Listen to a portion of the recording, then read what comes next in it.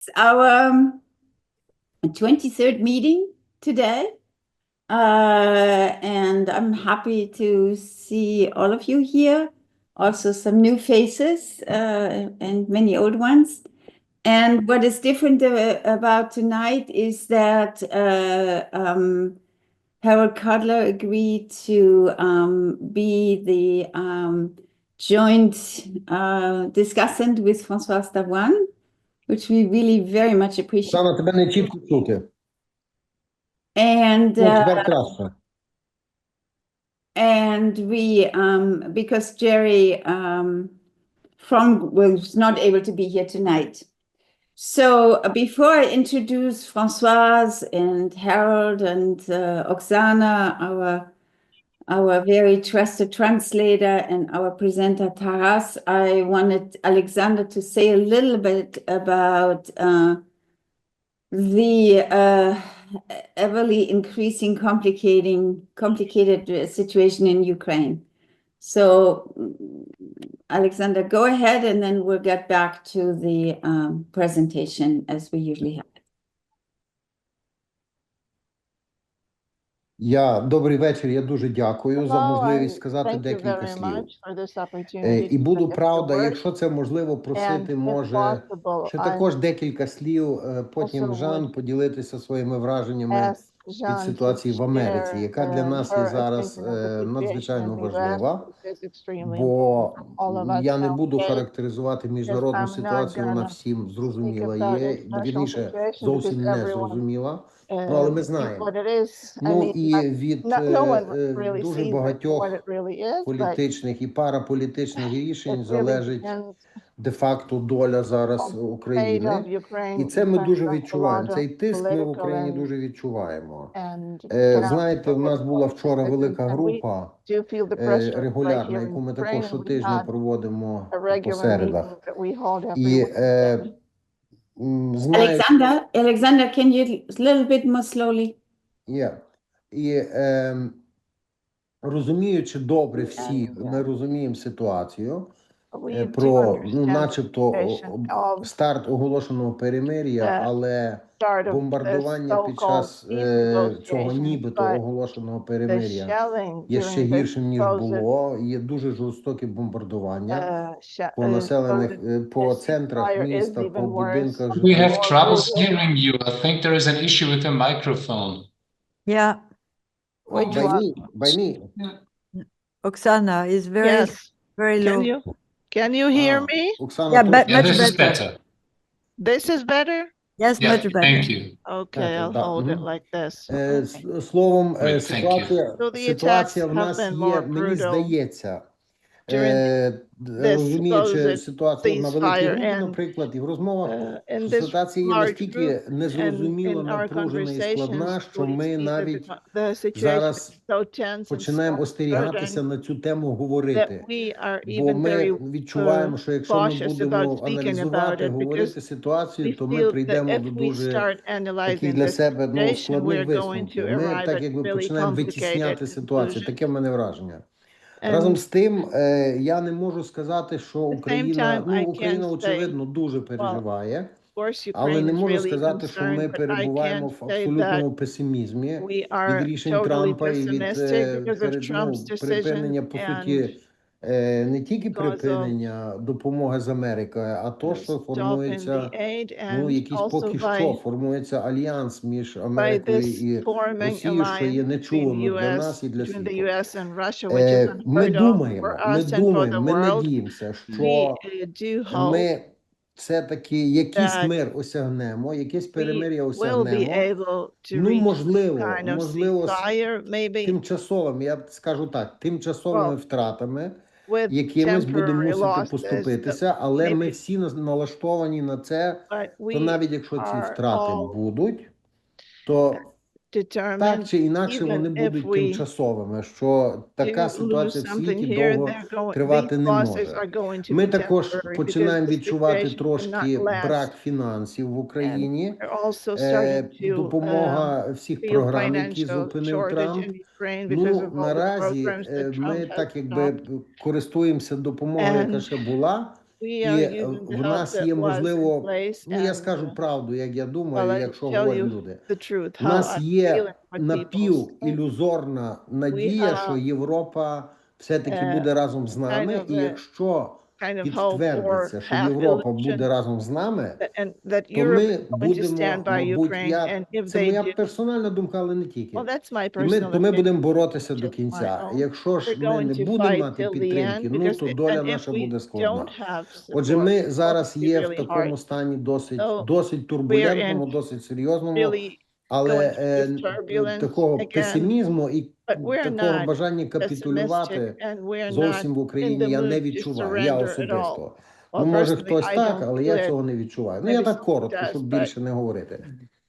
Може би, я би дуже просив Жан просто, може, декілька слів про атмосферу в Америці нам сказати, вона приїхала, і нам би хотілося в Україні почути, як взагалі чи американці прийдуть до розуму, скажімо так.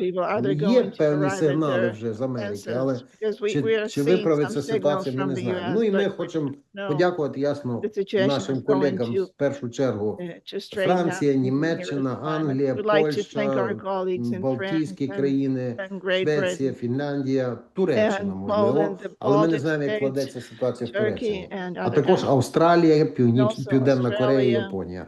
Ну, так виглядає, що складається така якась нова коаліція. Ну, я дякую, я більше не буду говорити. Ви, мабуть, то знаєте, але скажу, що ситуація дуже така складна є зараз, ментально. Може, Франсуаза скаже, може і Франсуаза скаже, пару слів нам скажіть, українцям, як ви в Європі все почуваєте, які настрої в Америці. Хоч так, ну, пару слів. Нам це дуже важливо зараз від вас почути. Well, today there was yesterday evening I saw Zelensky on talking with Macron first and then the journalists, and he was very good. I liked what he said. And today there is this meeting which is just finished a few hours ago of Europe around Ukraine, and I hope it will, amplify, and there is a big change. So we support you.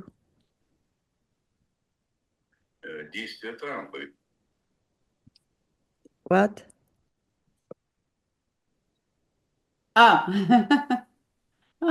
Sergey, okay. Sergey, thank you for the hearts. You were presenting a very good case many, many months ago. Thank you for being there. Yeah, I talked briefly with Oleksandr because I just came from the West Coast. I just spent a week in San Francisco, and everybody's sort of asking me, there's just a week. Dr. Kudler and Michael Feldman are there all the time, but when, California is not America, so California is very special. And I think they are as outraged and, as I call it often, in negative awe at Trump policies and at Trump's foreign policy. There's a lot of talk about the Ukraine. And there was also, in all the presentations I gave, a lot of talk about this very program. People are watching it, not just now as we're watching it, but a lot of people I spoke to watch it afterwards, since the Freud Museum and Peter and Eva are putting it on the YouTube channel. So it's very much in people's, I think, awareness, and it's they're as much in disbelief as we are in Europe. I would say the only good thing Trump has done is maybe has made it possible that Europe is maybe now more together than ever before, and they are ironing out, maybe except for Hungary, their narcissistic differences. But they're still sort of, they haven't organized yet as a group or as a mass to go and demonstrate. as much as I know, Michael, you can correct me later, they are organizing a protest on April 5th nationwide.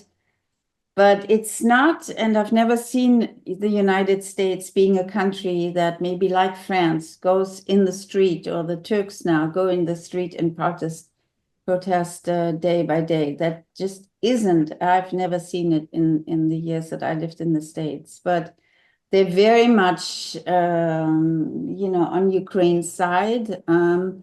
But I'm sure if you go into any of the red states, you will of course hear a different echo. For them, Ukraine is a country far away.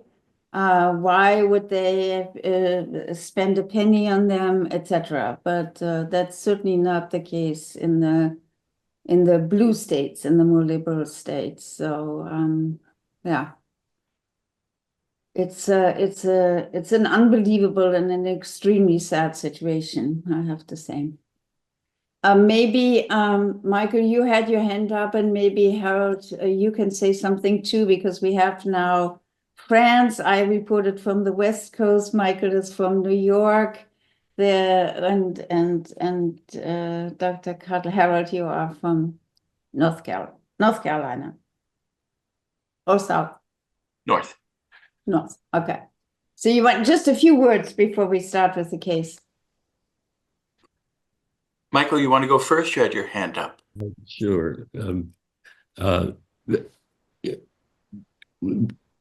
want to welcome you because we're actually welcoming another geographical part of the United States that has its own ways of thinking, sometimes inscrutable to those of us who live on the islands off the coast of America, in Manhattan. It's very difficult right now, and I, on the one hand, feel sad to report that while Ukraine is still in the news every day, there are many things competing, let's say, with it for the minds and thoughts and attention of so-called Americans. You're right, Jeanne. Our country, it's hard for me to say this, but it is not a European country. It does not take to the streets very quickly or easily or readily. Not even Trump supporters do that. But there is a slow process going, and behind this, not even behind the scenes, but just in the background, not only is the Trump team self-destructing on a daily basis, but the Democrats and just people are speaking and speaking out.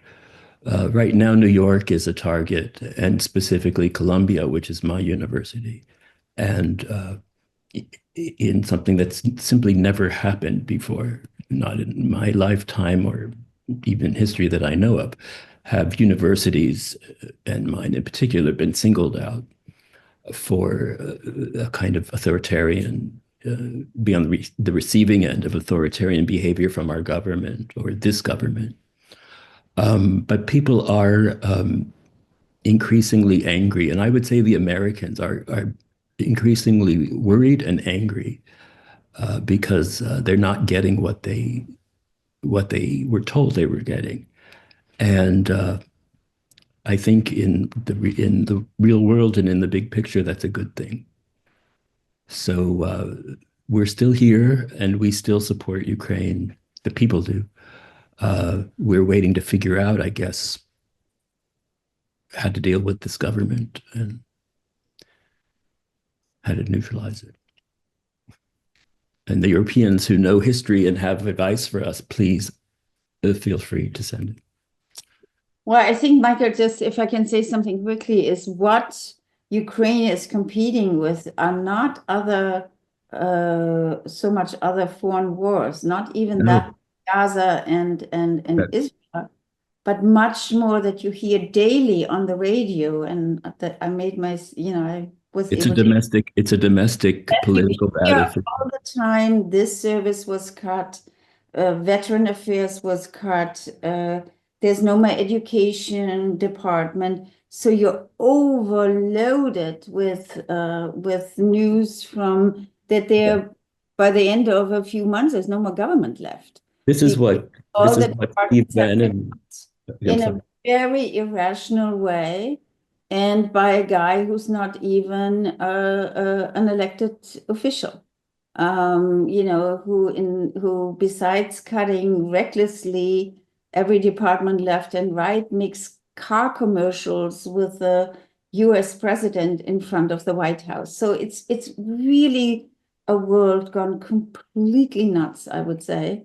And people are sort of really doing their best to sort of stay composed or quiet, not quiet, but stay composed, because it's just, it's as you say, things happen that have never happened before. We need to to a certain extent, we need to realize we can survive the moment we're in. I think is how I might summarize it from a trauma point of view. We're in a traumatizing situation, and we're not sure we can. I think we need to restore a sense of confidence that we can survive our own country or our own dictator. We're not absent, but the people are, I think, preoccupied. Well, and the more well-known voices, except for Bernie Sanders, who I really adore, who really, I think, goes to many of the red states and holds big meetings, but the other big voices like Obama and Clinton are nowhere to be seen or heard, and that's a real puzzle. Clinton was in Berlin. Clinton was just in Berlin and gave a speech at one of the international organizations and mentioned this. I'll send to you. The next generation of democratic leaders are beginning to speak up. Yeah. Pete Buttigieg, who some may know or know his name, summarized it best when he said, "We're friends with Russia and enemies with Canada." And Americans get that. So give us time and hopefully we'll sort this out. Do you want to say? Well, no, I agree with what Michael said, and what you said, Jeanne. The fact is that in the last election, I think Americans were terrified by the conversation in America leading up to the election. And many Americans voted, being terrorized, being more pliable. They voted for simple answers to complicated problems. And what they're getting are complicated responses to problems that are much simpler than they were made to seem. The purpose of terrorism is to make the person you're terrorizing pliable and make them act the way you'd like them to act. It's all of this chaos that's being wreaked on us here, and of course, much worse because no bombs are falling here in Ukraine, is just the beginning of President Trump establishing himself as all-powerful and absolutely essential to the entire planet, to make himself the center of international conversation. And he has succeeded. He's very good at that. I think ultimately the American people believe, as part of our culture, that we have our beginnings in standing up against tyranny, not, aligning with tyrants, and not domestic and not foreign. And I think that the American people are beginning to awaken to the idea that just maybe we've unleashed a tyrant upon ourselves and upon other people. And I'm quite sure that when they talk and think about Ukraine, they have not only compassion, but great respect.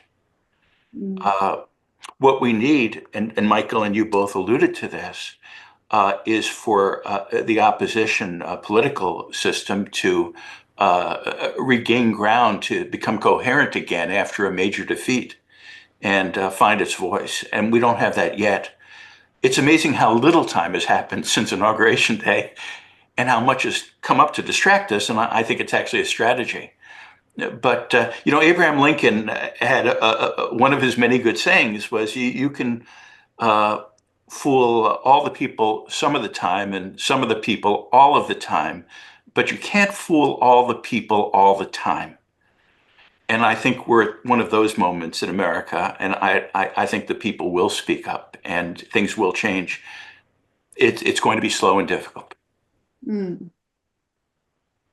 Well, thank you. Thank you for all these insights and comments on the current situation. What I also want to say is that I think it's important for our group to know that no matter what the outcome will be, that we will try to exist as a group, such as it is, and the structure we have, for as long as we know. And so I think it's really important for all of you to know that. As long as we can, I know the Freud Museum is committed to it, and I know Françoise is committed to it, and all of you who've really have come very faithfully to these meetings. So we try to be there as much and as often as possible. So one of the persons today who's not here is Jerry Fromm, as I said earlier, and just want to do a very brief introduction of Harold Kudler, who just spoke. He's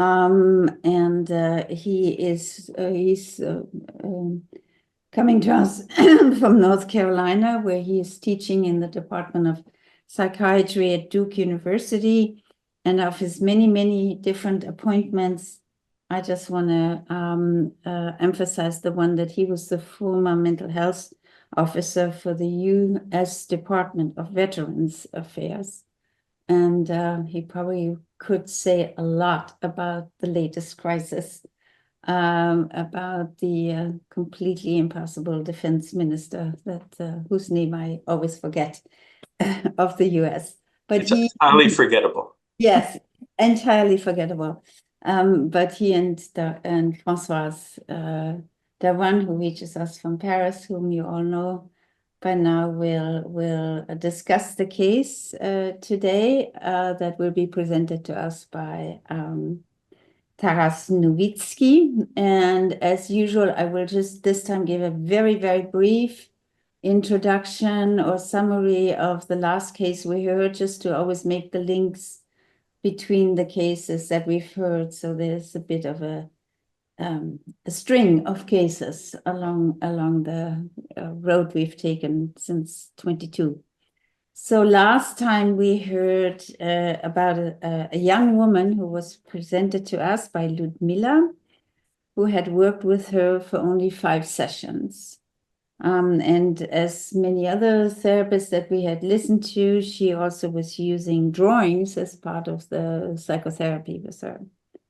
This young woman came to see her with a number of physical symptoms after she had broken up with her boyfriend.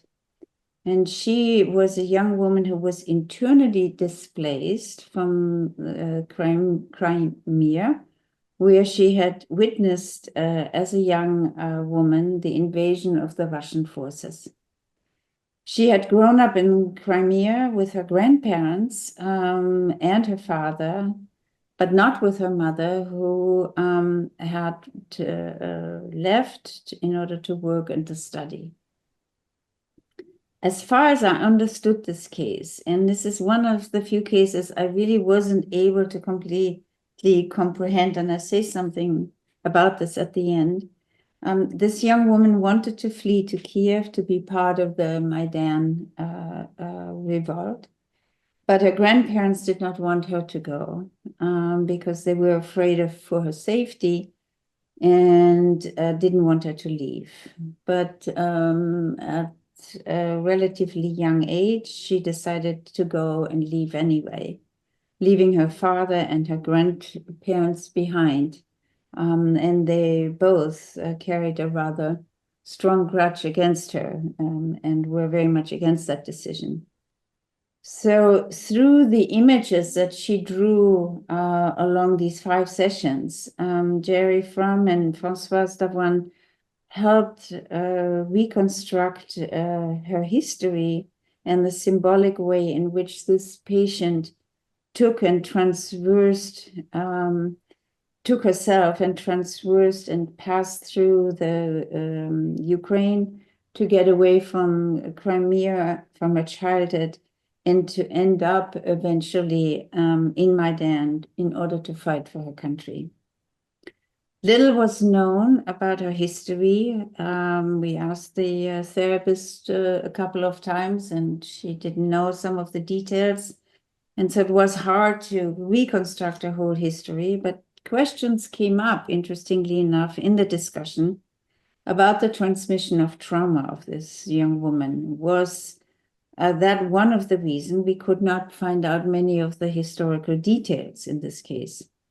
Was this young woman going back to the west of Ukraine, to the place where her grandparents had initially migrated from?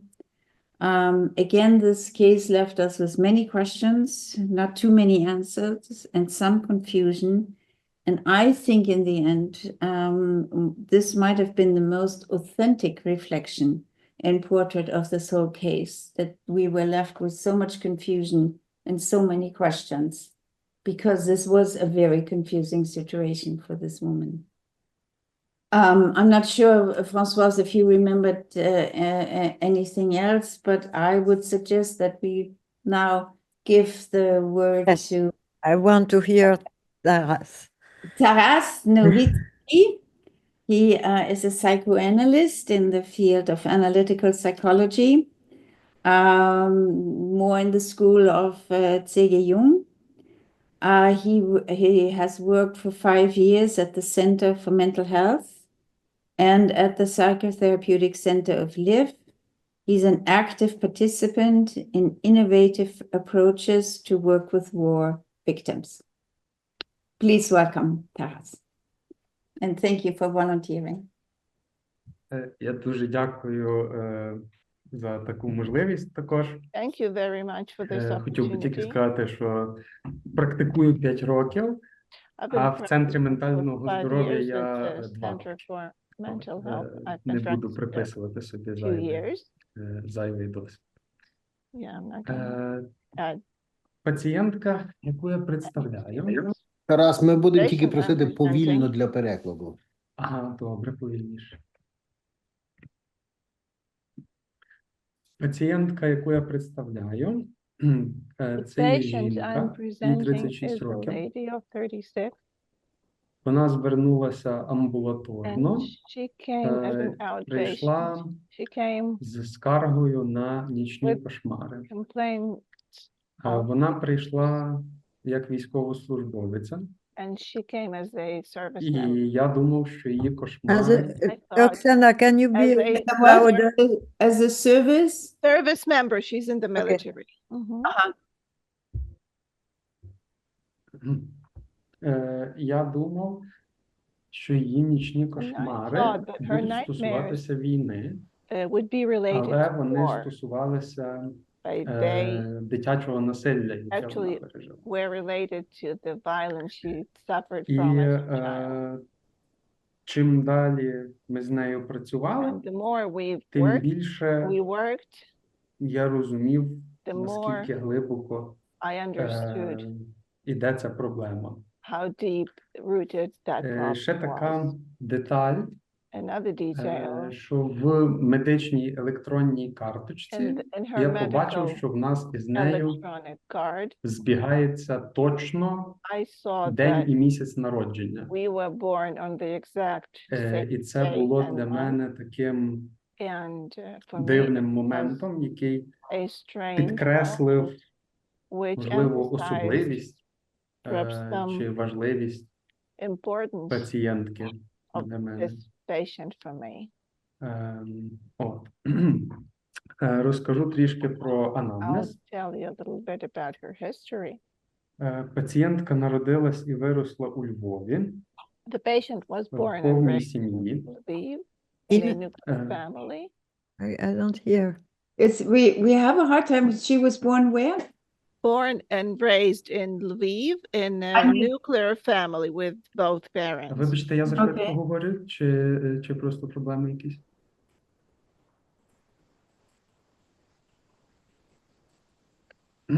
Так, і в 6 років When she was в 6, неї народилася сестра, her mother had another child. She had a до younger якої sister, застосовувалися радикально протилежні виховні методи. and she was raised in a totally different manner than my Пацієнтка patient. зазнавала And постійних my patient обмежень, suffered критики from constant і, в принципі, limitations, дуже disciplining, суворого поводження and від harsh свого батька. treatment and critique on the part of her father. Натомість її сестра On the була other hand, абсолютно her вільна sister від was такого totally free ставлення.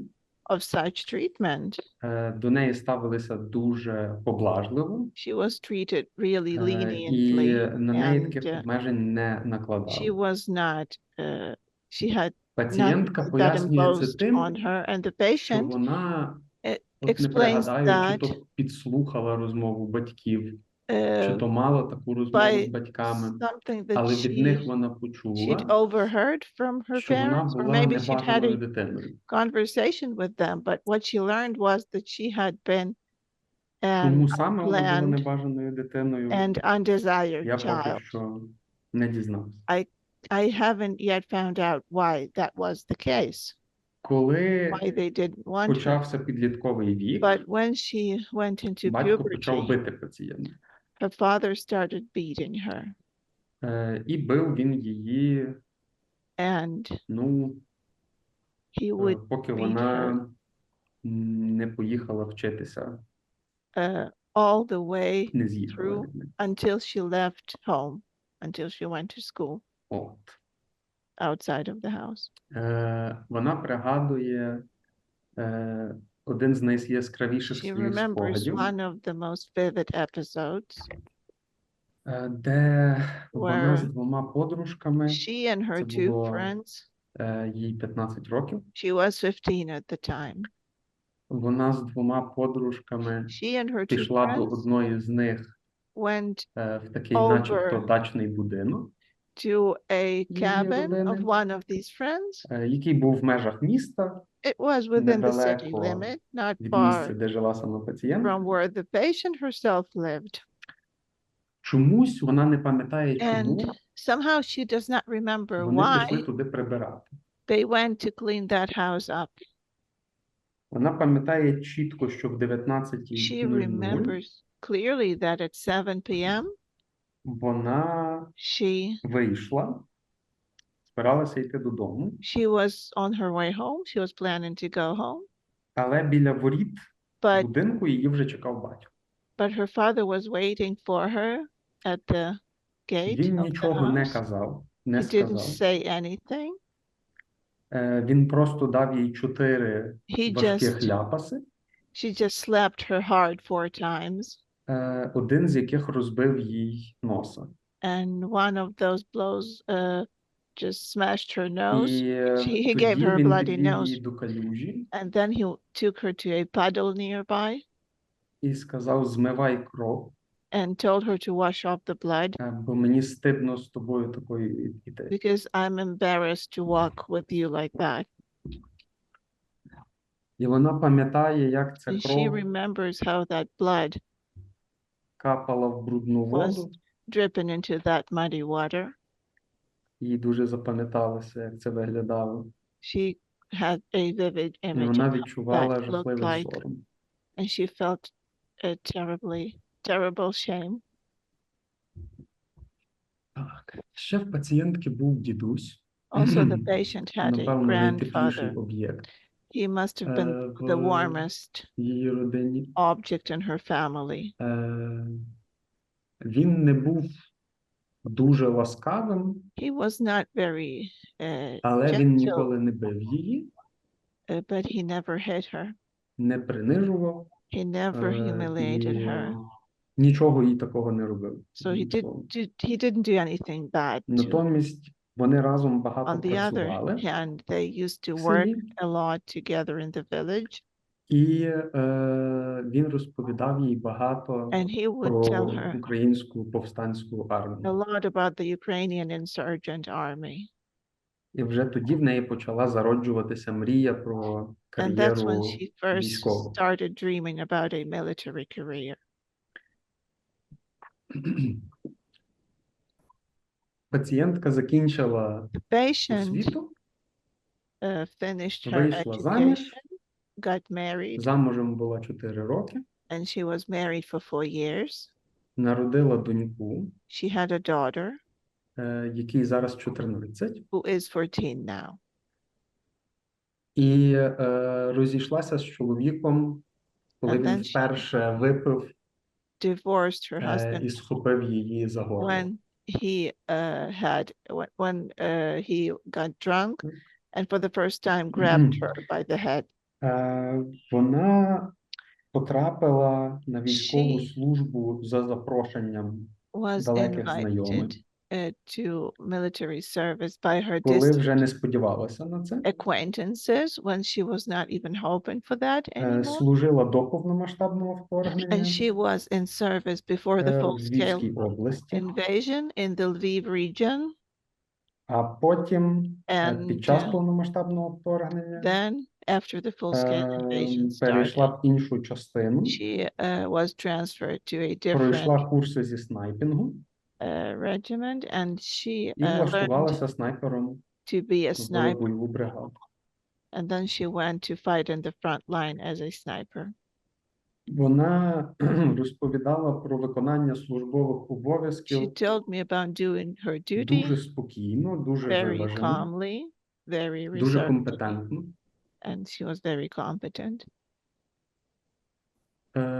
І казала, що She would say знищення ворога that не було для неї особливо травматичним. that destroying the enemy was not too traumatic for her. Вона не переймалася. She wasn't really Вона просто preoccupied виконувала with свою роботу. that. She was just doing her job. Втрати в її підрозділі були низькі на той And час. the losses were not as І high загальне in враження від her служби в неї було regiment. дуже So she позитивне. had a really positive impression of her service overall. Але в підрозділі почалися свої then проблеми. Some problems started В in her командира regiment. появилися The commander улюблені і неулюблені бійці. started playing favorites. І Playing він- what? Playing favorites, like he would like some service members and dislike others. Sorry. Okay. Появилися улюблені і неулюблені бійці, і їй почали перешкоджати в бойових And виходах. Then she felt that Її she весь was being час interfered with doing her намагалися service. залишити десь в тилу They constantly і tried to змусити leave her виконувати behind роботу за in the комп'ютером. rear and, for example, work on the На тлі computer. цього в неї почалися конфлікти з командиром. And then she started having conflicts І with her коли він commander because запропонував of їй this. звільнятися, вона And when he звільнилася. suggested to let go of her, so І, she was власне, в let період, go. коли вона звільнилася зі She quit, служби, And at the time when she не quit могла себе заново her віднайти, service and she could not вона не знала, recover, як їй жити цивільне in terms життя, of she didn't know how to live a civil вона life. не хотіла ні з ким спілкуватися, She didn't want to talk to anyone. вона не She хотіла didn't цивільну роботу, want to get a civilian job. і вона прийшла в терапію.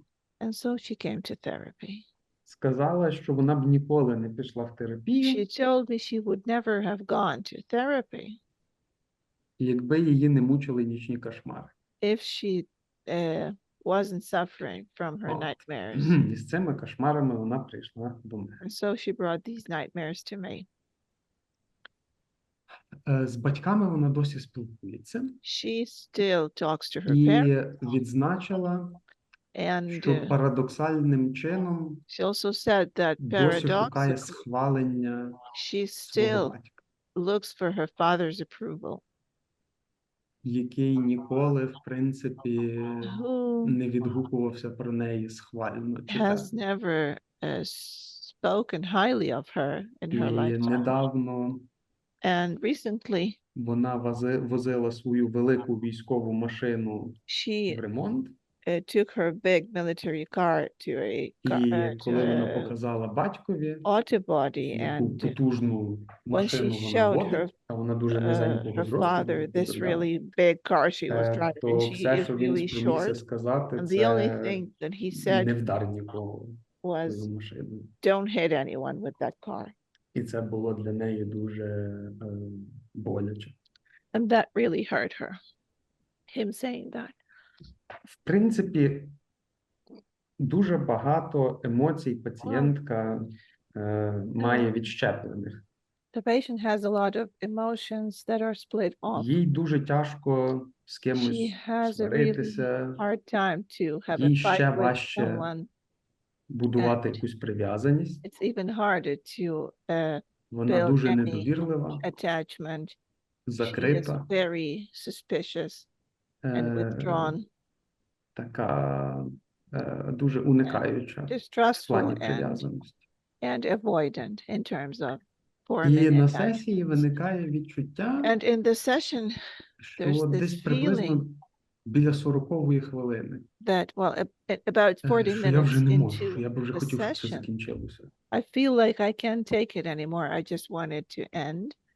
І це для мене дивно, тому що And вона абсолютно It's weird не дає ніякого приводу. because Так. there's Вона не actually no відреаговує, reason for me to не think that. мовчить, She does not не react видає to інтенсивних anything. She's афектів, not silent. She shows no не intense намагається порушити effort. межі. She's not trying to break any Нічого. boundaries. Єдине, це Nothing of that. вона The only часом пропускає Is сесії. that Я sometimes б сказав, she десь кожну третю сесію. misses sessions. I would say she misses every third І, session. власне, на зустрічах з нею є And таке there are, відчуття цієї нестерпності. and there's this feeling of this being unable, Вона дуже unbearable. маскулінна, She's very masculine. від зовнішності до навіть манеризмів, In her, it shows in her appearance and in her того, як вона manners, сидить, the way сідає, she sits ходить, down, the way she говорить. walks, the way she talks.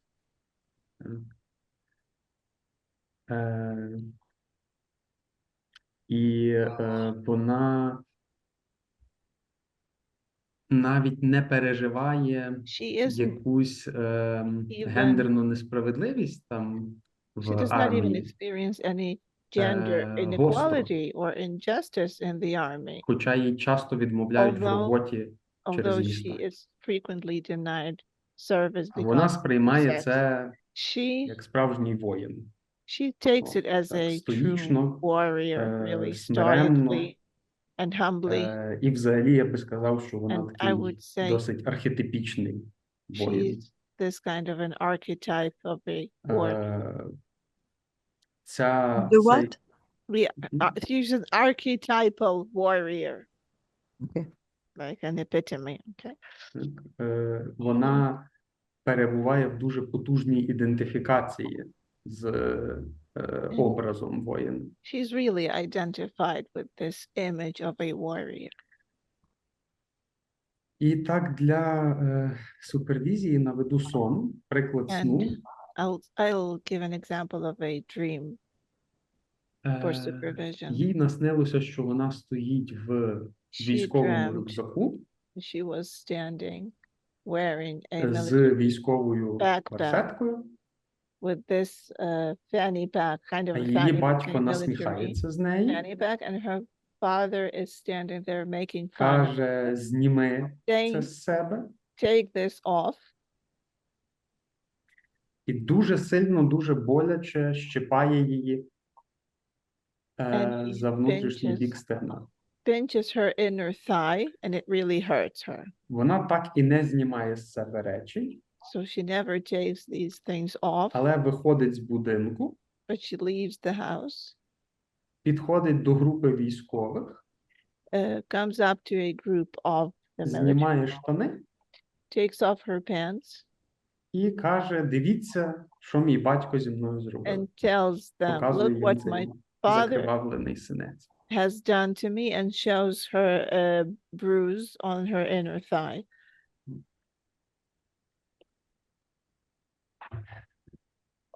І моїм запитом в супервізії, напевно, And I guess my request for supervision було би would be зрозуміти, як мені делікатно підійти в understand роботі з нею до how do I approach тем гендерних ідентифікацій, the theme of gender сексуальності. identification and sexuality.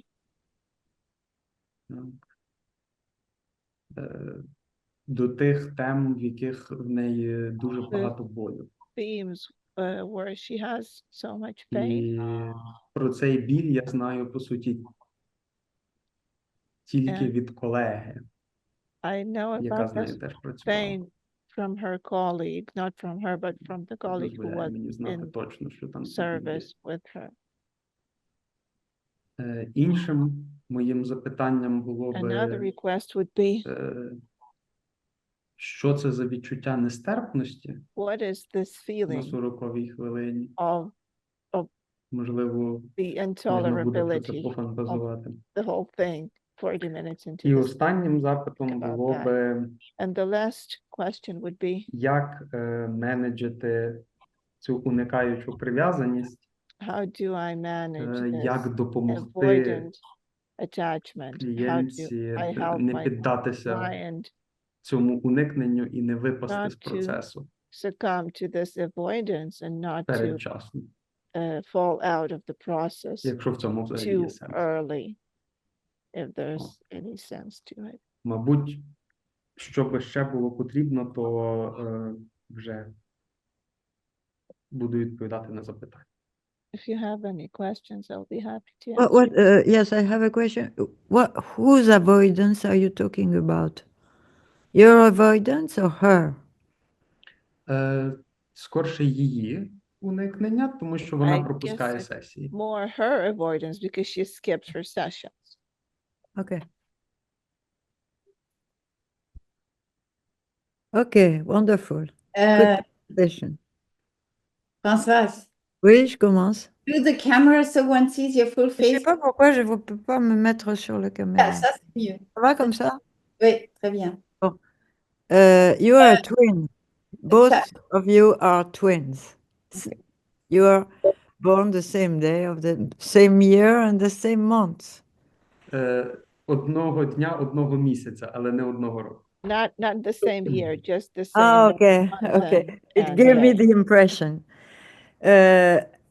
Just, I give you my first impression. When she was an unwelcome child, there is a very, very good, I read recently, because I was asked to give a chapter on that article of Ferenczi from 1929, at the end of his career, about the unwelcome child, who is traumatized not as she will be by blows and so on, but by not by what happened, but what did not happen. And you welcome her. And you welcome her, of course, with all her reluctance. This, I begin with the end, the avoidance. If she is accepted, that would be a terrible, terrible change and threat. Because all her life, she was rejected. The other people who greeted her was the army, thanks to her grandpa. Her grandpa, who connected her with the Ukrainian insurgents, with, a purpose. And she demonstrates that a soldier is not a perpetrator. There is very often confusion. you know, they kill, but they don't torture.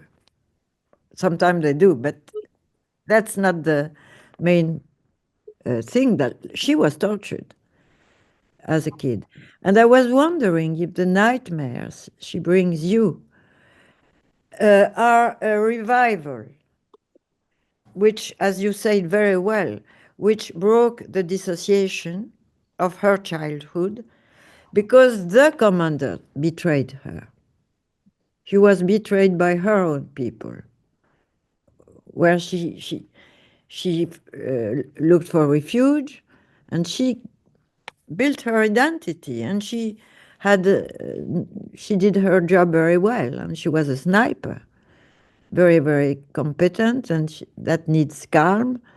And you could, at the first part, you seem to, and I think she felt that, to validate and to greet her, not only. So now the problem of the gender. Well, there are warrior women in the history. It's not a problem. It's perhaps not.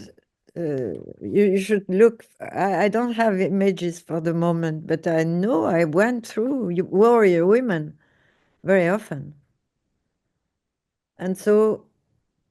Well, I have now images. Right. So, and what was your second question?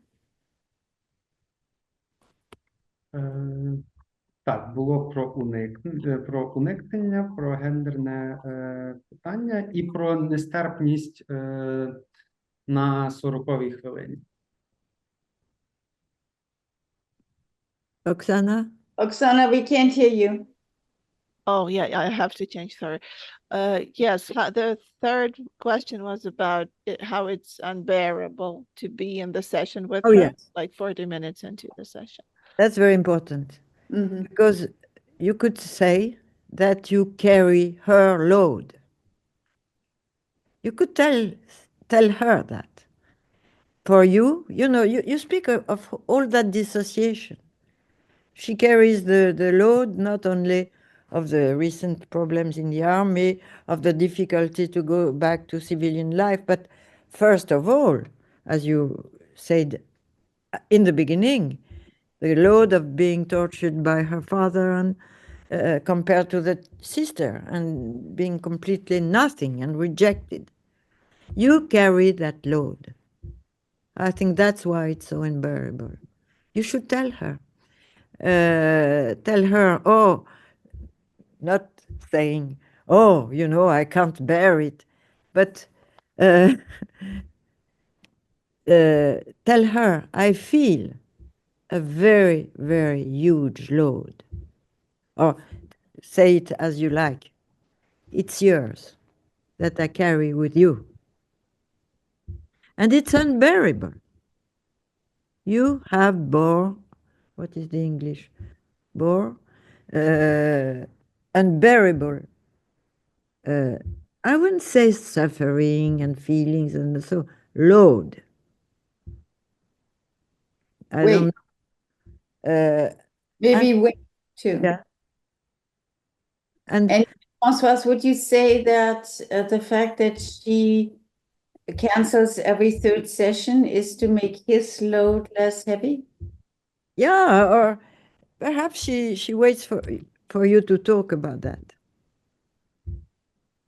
You know, I remember Dory Laub saying, those patients who are avoidant and who are, you know, they have a question. Who are you? So that I can talk to you.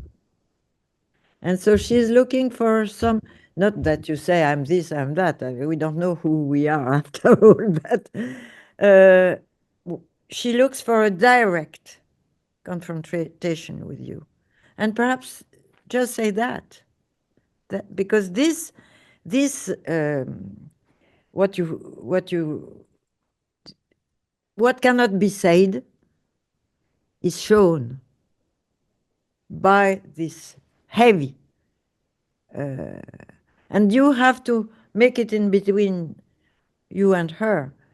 And you could say that she brings in the session a terrible, terrible, I wouldn't say suffering, terrible, terrible life, without hope at first, without future at first, and you carry it, and you feel it, and perhaps she, during a long time, she didn't feel it as such. You feel this load at her place. Sometimes we have impressions. It's not projection. I don't like the word projection in that case, because there is no in and out. You project when there is somebody there and another there. But on that case, there is no limit. You just receive. As I said, you welcome her. But welcoming her is not a nice baby that is welcome. It's a very, very, very heavy child, loaded with the hate, with blackness, with, well, I can become lyric, but I don't want. Okay, now I stop. Is it okay? Yes, very much so. How about Harold, who's been nodding his head to what you were saying? I agree with everything that you're saying. That, and again, it reminds me of the article by Sarah Haley with patients who actually tell you about the horrible things they did. You know, one thing that's missing in the presentation is any statement about what it meant for her to be a sniper, except that she was very competent. Sarah Haley points out that when you do hear terrible things, or in this case, you don't hear the terrible things, but you carry the terrible weight that you're describing, Françoise. That the first thing you do as a therapist is not run out of the room screaming, is not reject the patient, not distance yourself in the way she has distanced herself from her own feelings. And I want to say, could you slow down? I'm sorry. Yeah. Oh yeah, native New Yorker, it's a problem. I will. I want to say a word about snipers. I've worked with snipers years after their service. They are a special kind of warrior. They're actually seen as exceptional in their way. Oddly enough, from what I've learned, they're often chosen because they're unusually interested in approval. They can be molded to do a job that most people could never do, which is to pick out a particular target, focus with a high-powered lens, and kill that person. It's not like most other. You're making face-to-face. They may not see you, but you see them close up, and you kill them. To be very competent means to be able to kill someone that way. And, you know, many people live through combat and never see the face of people they've killed, never even know if they've killed another person. They've shot at people, but they weren't able to see it. But this is something special. And it is a special burden. Again, I want to mention in training, these people are often selected by their drill sergeant or the equivalent as someone who can take a lot of abuse and respond to it by becoming very compliant, very focused. I wouldn't say it's taking advantage of this woman, but with her history of not having the approval of this father and of being used to humiliation and wanting so much to be the kind of strong warrior that her grandfather spoke of, that she dreamed of entering the military, she probably stood out to a drill sergeant as someone who could become a sniper if she had the aptitude, but also if she could be molded into this role. But now she carries it, and there is no place in civilian life for someone who can kill someone at close range. There's no place in society for a person like that. And she can't talk about it, not even with you as yet. The wound she carries in her dream, close to the thigh, a very intimate wound, may be the wound of what she herself has done and what she has become in her search to be strong, respectable, earn her father's respect, to be a warrior. She's won your respect that way. You respect her as a warrior, the archetype of a warrior. And that may be the one bridge she's offered you so far. Your twinship, may reflect the fact that you see a bridge that connects you. You may have to meet her halfway across that bridge. And I think Françoise is suggesting a way to do that by talking about the burden you shared together in that room.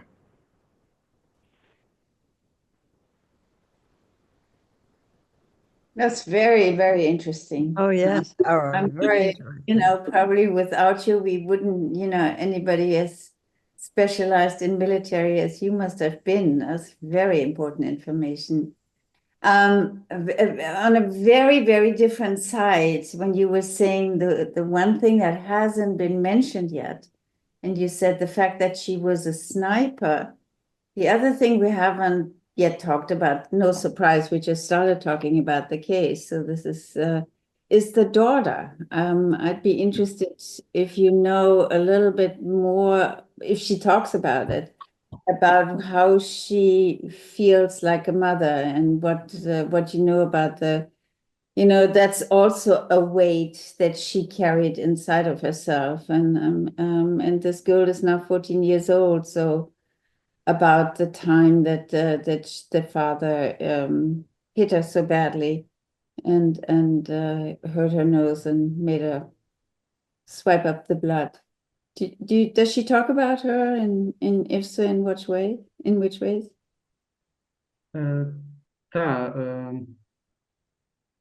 Ми говорили про її доньку. Yeah, we talked about her daughter. Вона описує She її describes her as як дуже самостійну, розумну дівчинку. Self-reliant and wise girl. Їхні стосунки характеризує як дружні.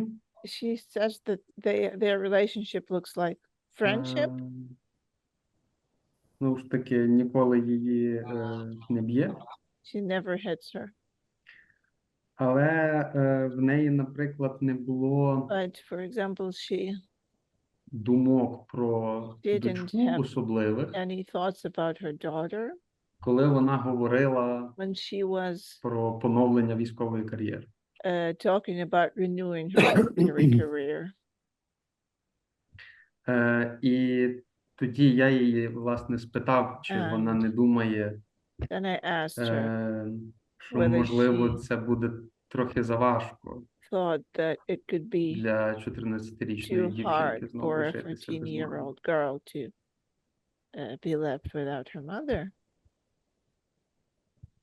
І це було для неї for her, it was дуже незвичним способом думати, скажімо. Really unusual way to be thinking of it. Вона знала, що її дочка вміє дати собі раду. She knew her daughter was able to take І care не of думала herself. про те, що в неї можуть бути емоційні That she might have some потреби. emotional Що їй needs. добре, коли мама поруч. She feels well when her mother is near. Але ми не багато говорили про її. But we didn't talk much about that. Her daughter teaches her that they can be together without any threat. Her daughter, you think so? That her daughter, as kids do, they teach us how to be mothers or fathers. В тому випадку, я думаю, In that так і case, було. I think that was через доньку для неї привідкрилося щось дуже нове. Through her daughter, something really unusual was opened to her in that session. I would, I thank you very much, Harold. That was very, we learned a lot also. But I remember Harry Stack Sullivan taking the example of a sniper to illustrate dissociation. And so he, and that will be a question I will ask Tara. He says, he speaks of a friend of him who was in the military, a sniper, and while he's aiming to a target, so it was not a sniper with a big lens. Mm. He was I don't know in English, you know, that kind of guy who can hit a target very, very far. We say a sharpshooter. Oh, that's different. Okay, a sharpshooter. So it's not the same. But still, what did Sullivan, while he was aiming, you know, to things that we don't see, he took a pin in his bottom. Just a slight, you know, but he put it, and the sniper did not feel, not the sharpshooter, did not feel anything. But when that was done, he returned to him and smacked him. So it was an example. I was thinking about all her exercise and training in dissociation, first as a kid, because it was a warrior training, girl warrior training against the father and so on. But thanks to the betrayal of her commander, she could feel and come to you. And the nightmare could come. You know, it was like during a long time, she couldn't feel anything. She was aimed. She was in perpetual vigilance, hypervigilance to the danger coming from the four directions, unexpected. She was raised as a warrior since her birth. But she could do something with it. And this is remarkable because some people cannot transform this harm into action. Thanks to her grandpa, probably. I don't know. What is your opinion about that? What helped her? Because she well, one of my, I always think, in trauma there is resource. We always say, we always see the bad, the negative, of course, which is obvious, but we don't see the, how do you say, clandestine? Clandestine, you have this word? The hidden. Hidden. Yes. Clandestin, in French it means it's a war, it's like the resistance, you know, underground. Mm. There are underground resources which don't appear to civilians, we could say, to ordinary people. And she could make them recognized by you. So there is the Lord that you recognize. Of course, you feel it. But I think you could also recognize all the... I speak about underground intelligence. Some people look dumb, and they are very, very active, scanning everything around. That's what she did since she was born.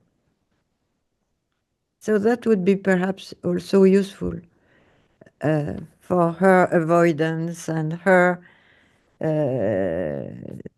to insist about that.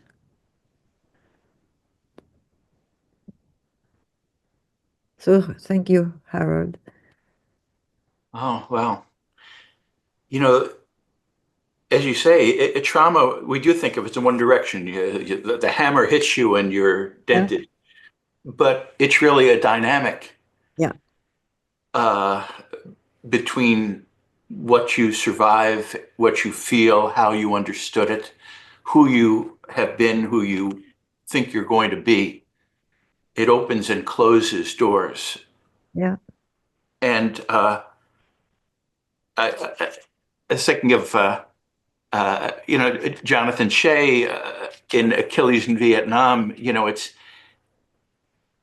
the subtitle of the Iliad is the rage of Achilles. And what is Achilles so enraged about? The betrayal by his commanders. Yeah, I was thinking about that book when I, yeah. Oh, yes. Taras, you read Achilles in Vietnam by Jonathan Shea. You've read it? Ні, не читав, але може варто. No, I haven't, but I guess I should. Very, very good book. And very good man, too. I know him. All the time.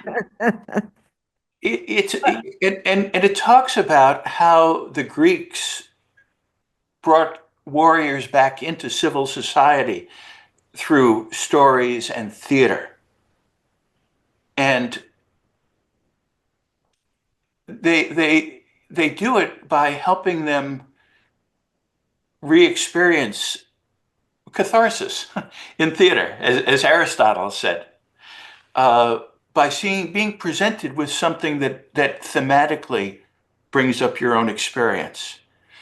And the worst injury in war is it can be the killing of another person, which is so hard to bear. But it could also be the betrayal, having made the sacrifice of your own peace of mind by killing another human being and all the other things that can happen in war. Having been betrayed by your commander. And in her case, she has been betrayed by her commander, who has stripped away her identity as a warrior, which had made her feel at least she had a chance to be whole, and also repeated her experience with her father. And now she's back repeating it with her father again. She's not, her military vehicle just makes him think you're incompetent to be in a military vehicle. You might hurt somebody. Be careful what you do with that. I can't imagine that she's not acting that out with you, that she's not wondering when you're going to tell her that maybe her problem is she wasn't strong enough or good enough, or that she can never be good given what she's done and where she's been. But you have so many reasons to hope because she's overcome so much in life. And because she has this link to her daughter and the link back to her grandfather, these are the dynamics of it. And, you can't say to somebody who's lived through what she's lived through that everything's going to be fine, because that would be as much dissociation as she has. But you can sit with her through the burden that you bear, and you can ask her questions, I guess, about the future she imagines, and the things that are hard for her to imagine, and then perhaps consider what makes them so hard to imagine.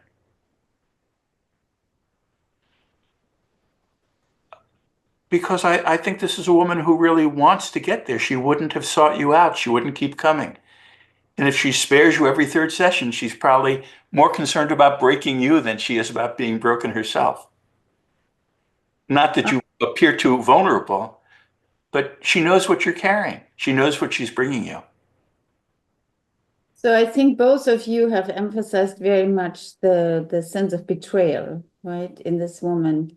But there's another thing that you have both repeated, and I think that also plays an important role, is a sense of being left behind.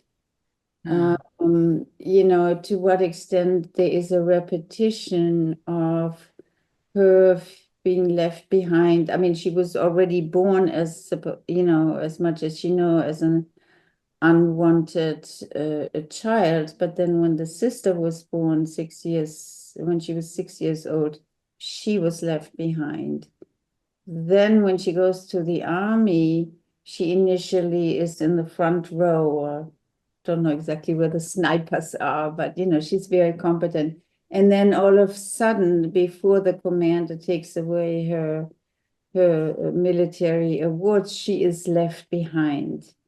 And then in a third move, which I think is very interesting, she doesn't even think about that she might leave her daughter behind when she is, I couldn't quite understand it, when she's thinking of going somewhere else for another job. She thinks the daughter is competent enough and can take care of herself. The way I understood it, so she would not think that there is much to her leaving her behind. So I think the signifier of leaving behind and being left behind is something that seems to repeat itself. And fourthly, she leaves you behind every fourth. Yeah, that's very good.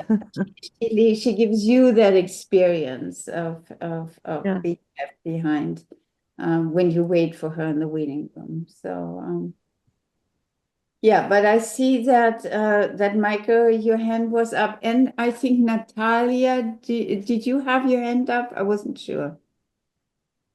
Zuzan? No. Okay, Michael, go ahead. Thank you. I'm afraid that I also have to go in a couple of minutes. I didn't know about the time difference. All right, yeah. We're changing only this weekend. Sorry about that. Yeah. This is really evocative and good work going on. And I really just want to maybe elaborate on some points that both Françoise and Harold have already said, but some in a direction that might still be a little dissociated, which is her sexuality. But Françoise, I also have will have a chapter in the book on the unwelcome child.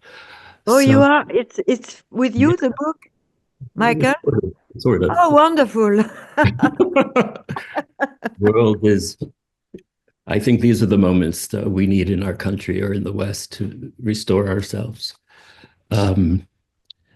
We're not lucky enough to be Greeks. We're just Americans. But I hear that loud and clear in this case, and it's very common for some children are born into unwelcomeness. Some find it later. It's like acquired. And I don't know about her. Maybe the first few years were pretty good. Maybe they weren't. I would hazard to guess they were not, because I think there's a problem with her father. But I'm sure she experienced the birth of her sister as a kind of loss or betrayal that I'm inclined to call being dropped. Whatever affection there was for her, whatever welcome there was for her in the early years when she was the only child, probably evaporated with the birth of a second, maybe preferred child. And I would suggest the word dropped, that psychically she was dropped, not held in mind and dropped. I think that, Harold, how fortunate we are to have a military expert to bring us these details that are so crucial. And even she may not yet be able to say herself, but she's communicating to her therapist, which is so beautiful and so moving. I want to suggest something to think about, because I haven't heard it yet, and I don't know if it's been discussed. It's what didn't come up today, but and it will be hard work for you, because unwelcomeness will be part of the transference and countertransference. You will become the unwelcome analyst at some point, but you'll be prepared for that, so you won't be thrown. But she's unwelcome, I think, for her masculinity, or what you call her identification with the warrior. And there are many female warriors. I'm not so sure, Françoise, that's who her identification is with. I think it might be masculine. It might be not, a gender identity problem. I think she might be lesbian, and she might be, a masculine, let's say, in some gender roles, because to my ear it wasn't mentioned. I didn't even hear that she had a baby, so maybe I dissociated that, which happens. But to the extent that she grew up, she was turned into a sniper. She was turned into a vigilant child who had to, as unwelcome children are, she had to scan her environment for signs of unwelcomeness, of betrayal, and, as Jeanne said, of being left behind, which is really a powerful repetition in this treatment. I think that you have great potential in your shared birthday. She doesn't need to know about that unless you want to tell her, but you know it.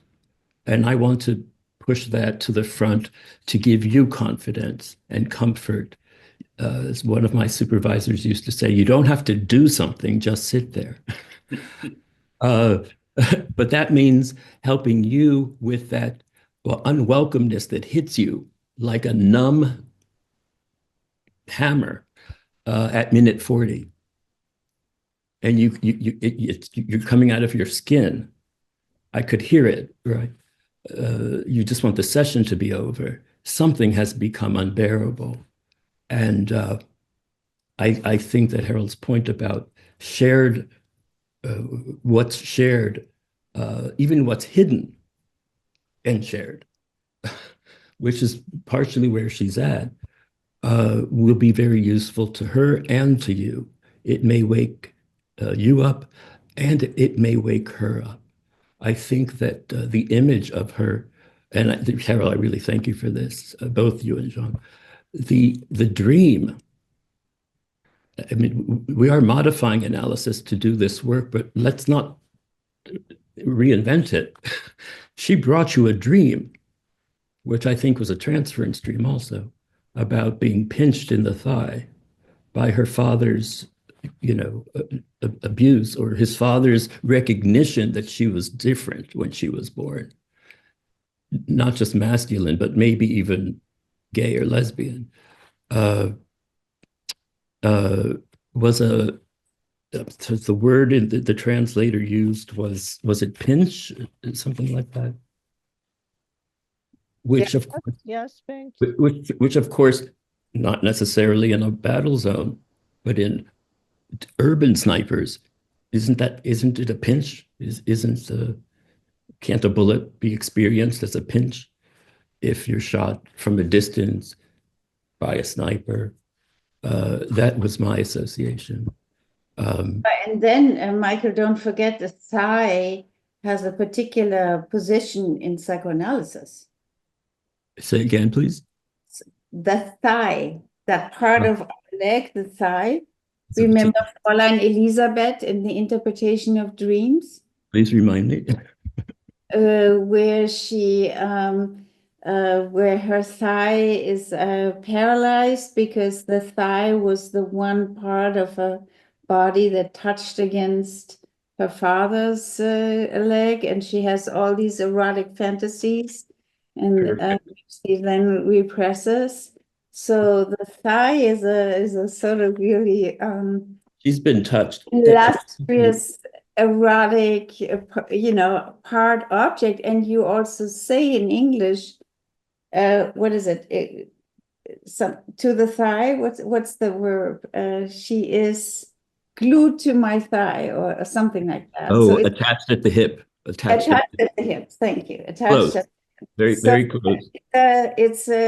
It's so interesting that it's not the knee, it's not the foot, it's the thigh in her dream, and it's the one that she then also exposes to the commander. So they something very and protects with the fanny pack, but won't take it off with the commanders because they're betraying her also. But will take it off to show her. But sorry. I remember a patient who had been very much abused, I mean, violently. And he at some point, he dreamt that he was in a place, where everybody is there to wash their, washing machines, and everybody is there waiting for the washing up. And he took off his clothes. Mm-hmm. And I saw in that gesture, perhaps because of this other dream I had in mind, a trust in you, that, because she's going to tell you the dream, that she can appear nude. Like when you were a kid, and you don't fear blows. You show them because they have been, but she shows. Mm. I don't know, I could say something she could never have done before. She's asking for a witness. Asking for a witness, and also asking for just welcome. Mm-hmm. We have a question from Alfred. Do you want to say it, Alfred, or should I read it as you wrote it in the... I'll say it. And and Dionysus is born from Zeus's thigh. I was thinking of that too. Thank you, Bill, for that comment. Oh, and I have one more association there. When Jacob wrestles with the angel, and the angel touches his inner thigh, and he is hobbled, and at this moment his name is changed from Jacob to Israel. He becomes someone else. I don't know how much Bible she might have studied, but and of course Jacob was a famous dreamer too. Yeah. Oh, thank you. What is your question, Alfred? I did not hear. I was just thinking I know about the unwelcome child, remember, Françoise, we were talking about that, but why was she unwelcome? Why was she unwelcomed? What was it that what was it that made her father, and I use this word, focus on her? Because he focused on her. I was thinking of the sniper as well, in a sense, that this accuracy of picking on her but not the sister. Now, where did that come from in the father, that he wanted to focus on her and cause her such pain? Just a question. It's a question for Taras. Maybe because she was a tomboy. I wondered if she were illegitimate, if she were not his daughter.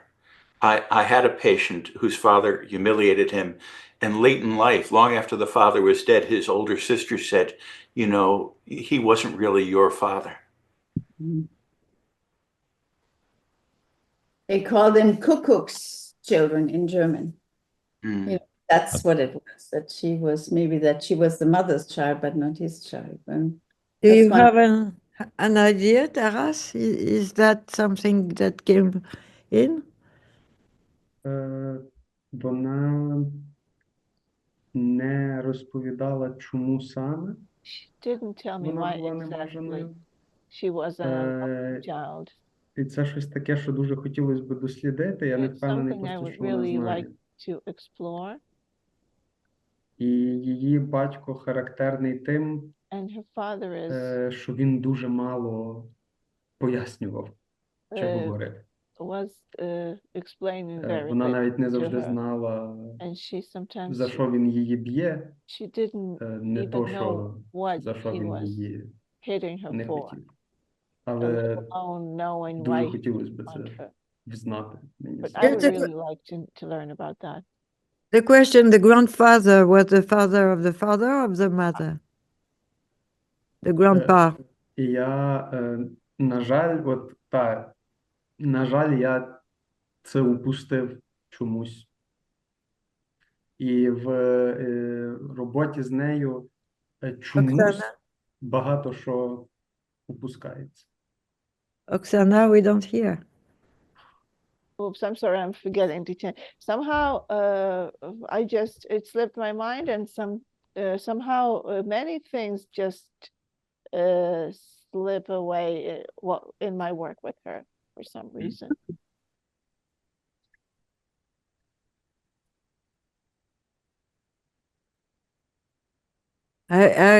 When things slip away from my memorial, I think that there are things which are not, it's a way to speak, inscribed. They are not shared. So we received it, they slip. They are not part of a, Wittgenstein would say, language game. They are part of something that is out of communication. And that is very important, that we go back and go back and go back. Yeah.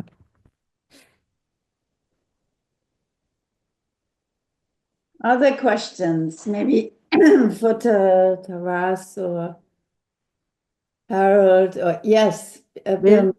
Yes, please. I had, well, one thing I want to remind Harold that he did. I think you stole the line about not running from the room. That's Bert Karen's line, I thought. And he had another part to the line was, when you work with a psychotic person, drugs are definitely necessary. The therapist needs to be on drugs.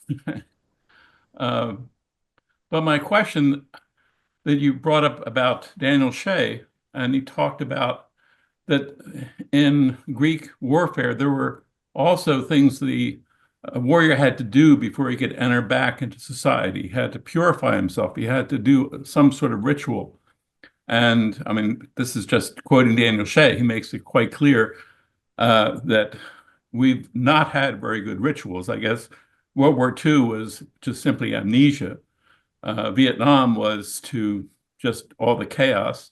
And with our recent wars, it's thank you for your service. It's the only way that there's any kind of reconciliation. But I wonder, again, in this situation with this woman, what kind of reconciliation would allow her to be part of society again? And does she even want to be part of it? It's interesting because in not the last session, but the session before, I don't know if you remember, Françoise and Oleksandr, we were talking about if and when the war will hopefully come to an end, to think about that, then the work will increase in terms of all the returning soldiers, maybe having to go through some purifying rituals to be welcomed back into society. So very interesting that you're bringing that up now. Yeah.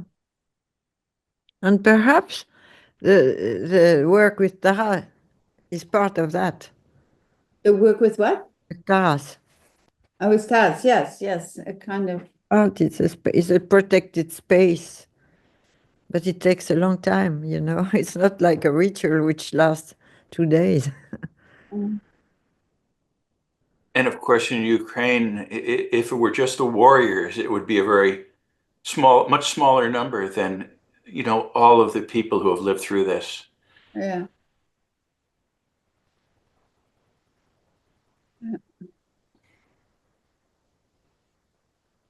Taras, because in terms of ritual, if you say that she misses every third session, sorry to come back to this, but that is kind of a ritual, right? And does she ever tell you what she does during the hour that she doesn't come and see you? Так, в неї появляються якісь проблеми. She starts having some kind of problem, Співбесіда на роботу, like a job interview, поламалася or машина, her car broke down, щось комусь було дуже треба, поїздка someone кудись really needed до her to go до родички somewhere, в місто інше. to some relative in a different city, Такі речі. things like that. But she arranges these things in a very regular fashion, no?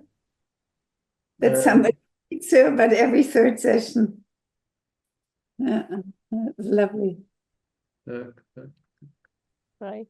It's the first time that we speak about a woman soldier, and there are many in Ukraine. I think, again, you speak for others by presenting this person.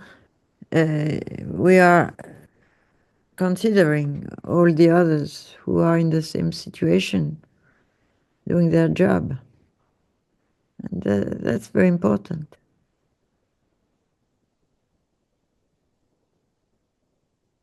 Beatrice, you haven't been here for a while. Do you want to say something? Any observations? Well, I was just thinking about women soldiers and what they, I mean, it's not something I can really talk about, but I have talked to some women soldiers, and the stories are so, one would not think what the difficulties can be, because they're so specifically linked to what the women soldiers experience in the war. And I think that, I mean, in this case, it was striking to me that we didn't talk, or Taras, you didn't talk much about what she actually experienced in the war. And I was struck by that because I was thinking about another case of a woman soldier. And I was curious about that omission of the in the treatment, or whether this is something that hasn't come up yet.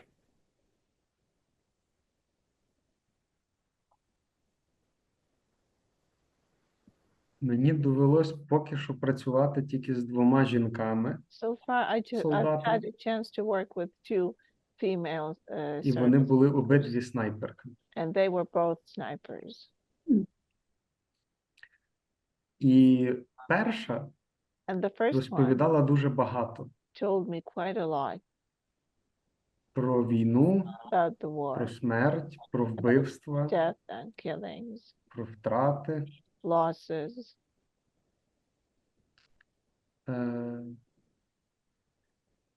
Але обидві But both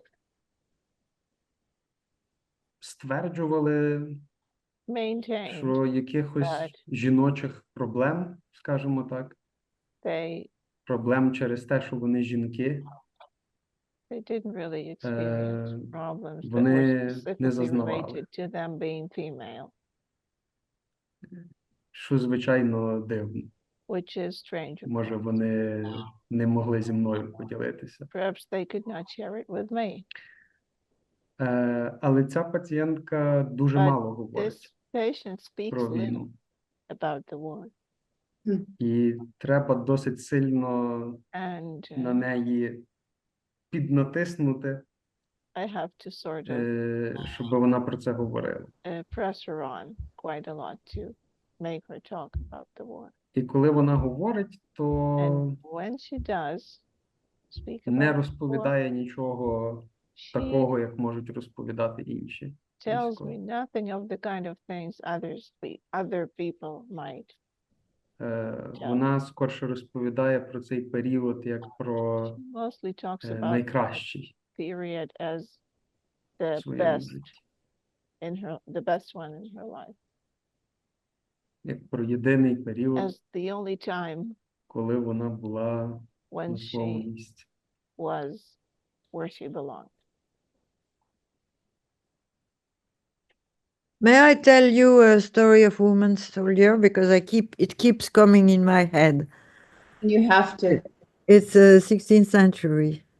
Torquato Tasso in Italy. He finished his life mad, the author.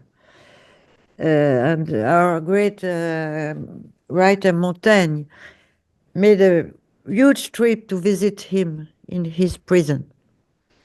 He wrote the best appreciated Jerusalem Liberata.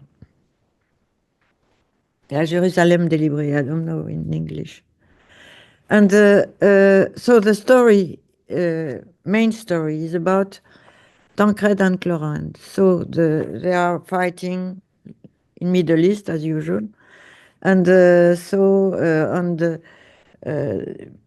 liberate Jerusalem. So on the Jerusalem side,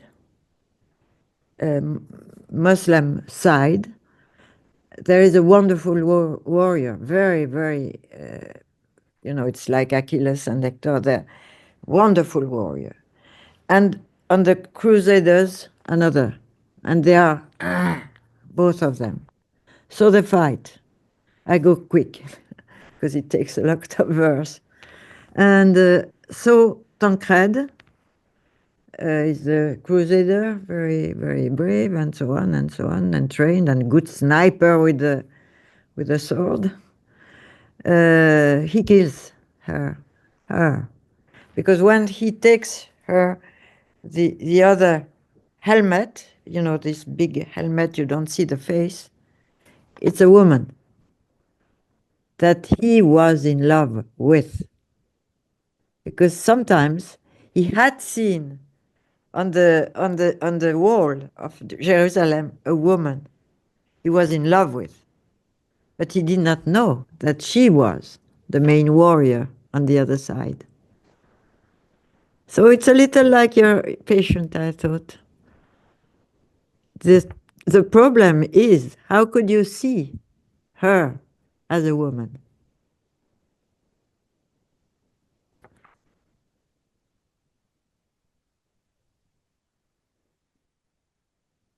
Well, they're twins.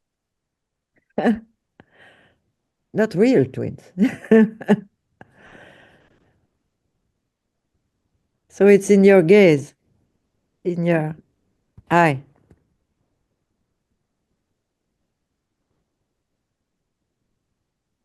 But that's how I was thinking when you asked about she was taking off her clothes, and she told you that. Yeah. That was a moment when she offered for to see her as a woman. Yeah.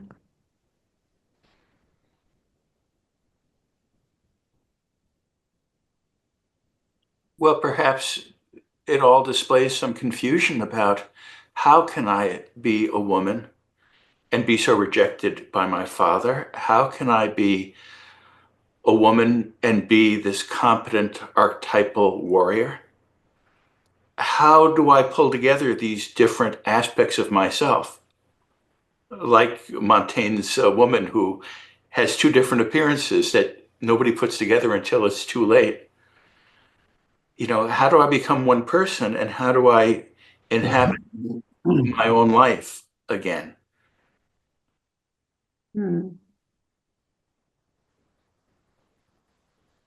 We have a few more minutes left, and there is a message in Ukrainian in the chat, which perhaps, Oksana, you could read to us?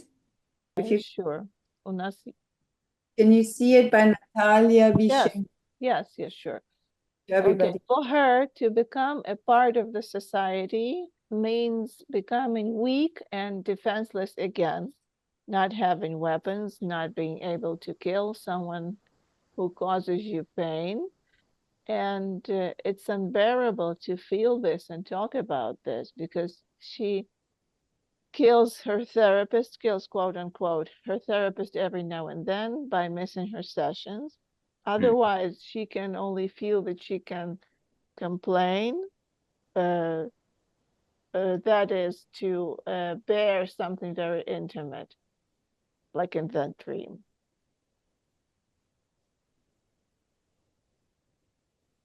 I mean, bearing something like stripping and showing something very intimate.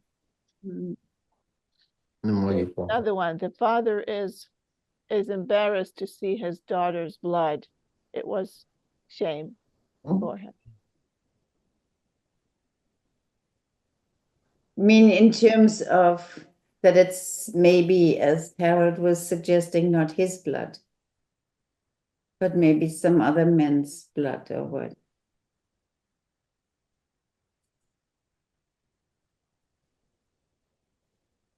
Yeah, and there's more. He drowned her womanhood in a puddle. Yes. Yes. Oleksandr Fodorets, do you have something to say?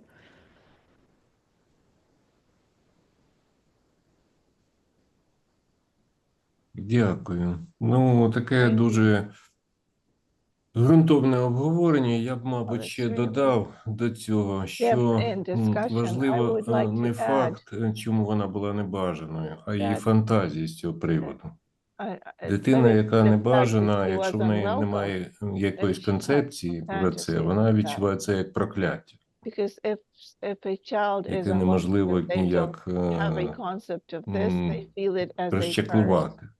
Wait a minute. What do you say, Oksana? They feel like if a child has no idea, has no explanation, but has a concept that they are unwelcome, they feel like they are cursed.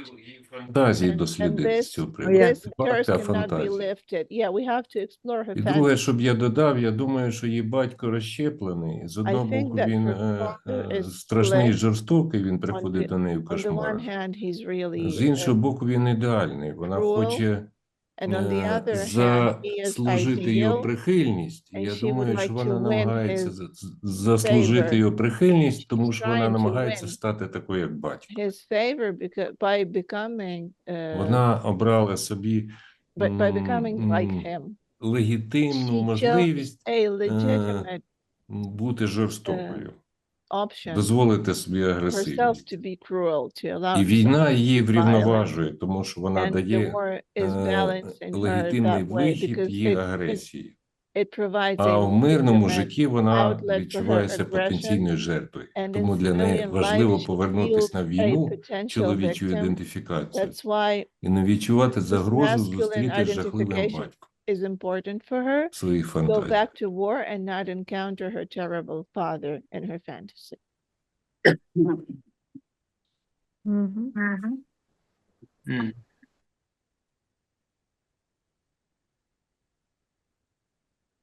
Some closing words to what Oleksandr Fodorets has said. Oleksandr, you want to say something?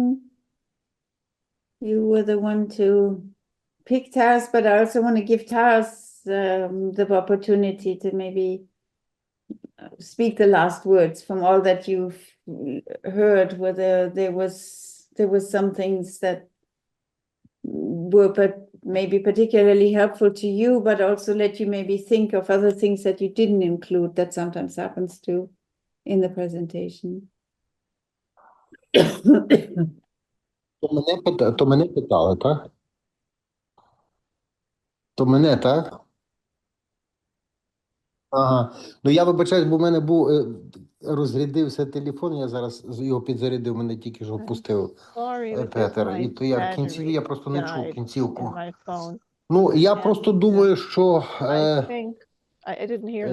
По-перше, ми хотіли дуже, щоб наш молодий фахівець, який зараз у нас багато є молоді, яка працює і дуже добре і дуже ефективно працює, треба сказати. І це, так, дуже для нас є симпатично, що так працюють вони. І я просто подумав, що у нас буде такі випадки, мені здається, я вже весь часто говорю, що у нас такі випадки буде щораз більше, але у нас щораз більш неочікувані випадки. Важливість, мені здається, того випадку полягає в тому, що зараз щораз більше жінок намагаються в армію йти. В нас було недавно, сьогодні ми дивилися пацієнтку, яка написала заяву в одну з дивізій, хотіла працювати, їй відмовили. Ну, також вона, правда, інші мотивації мала, мабуть. Але мотивації воювати в жінок і в чоловіків можуть бути досить різні, і тому, мені здається, терапевтичні підходи також будуть відрізнятися, і серед них є дійсно багато неочікуваних. Я думаю, що тут в тому випадку ще спрацювала така свого роду нарцистична, бажання нарцистичної помсти за ну, так якби за вражену гідність, і, ну, от щось таке, мабуть. Тому я думаю, що я би хотів подякувати просто Тарасу, що він представив той випадок. Ну, але хотів би подякувати всій аудиторії, всім вам, що ви ще все-таки є з нами, знаєте, тому що ми іноді дуже часто в наших клінічних випадках стаємо щораз більш і більш розгублені. Вони такі незрозумілі для нас, і для кожного випадку ми повинні були би тратити щораз більше і більше часу на обдумування, наприклад, як сьогодні. Але ми цього часу не маємо. І наша проблема заключається ще в тому, що ми мусимо дуже швидко, ну, наприклад, я таку банальну річ скажу, що в нас, коли поступають військові в психіатричний стаціонар наш, де ми багато психотерапії проводимо, вони в нас є 2 тижні всього-навсього. І ми навіть якби хотіли щось їм допомогти, ми навіть не маємо можливості ні запропонувати, ні попрацювати з ними. А психотерапевтична допомога їм є більш потрібна, ніж фармакологічна. І ми доходимо до таких, знаєте, курйозів іноді, що ми змушені міняти свої умови роботи. Наприклад, ми говоримо, що ну, що ж робити? Нам потрібно, напевно, думати про те, що ми, ну, скажімо, можемо з тими пацієнтами провести, ну, якісь, ну, я знаю, 5 сесій в вигляді тільки орієнтації, яка їм психотерапії підходить. А глибше зайти в суть справ ми не маємо можливості. І тому для нас, я ще просто хочу сказати, що ці зустрічі з вами, вони не тільки про конкретні випадки, а про те, які проблеми можуть бути в наших пацієнтів, і пробуємо їх, ну, так якби, ну, генералізувати, пробуємо думати, які типові, може, конфлікти виникають. Тобто ця наша робота на платформі стає для нас щораз більше і більш такою масштабною і потрібною. От що я хотів сказати. Ну і подякувати всім.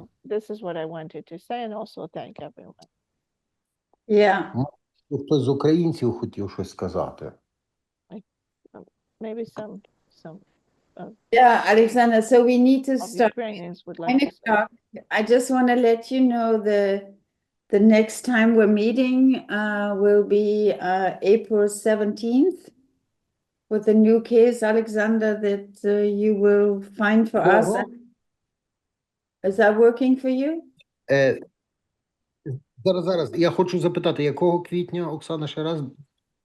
17-го.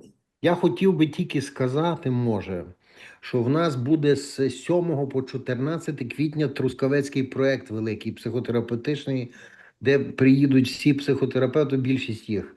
І це буде... Doesn't work for Oleksandr?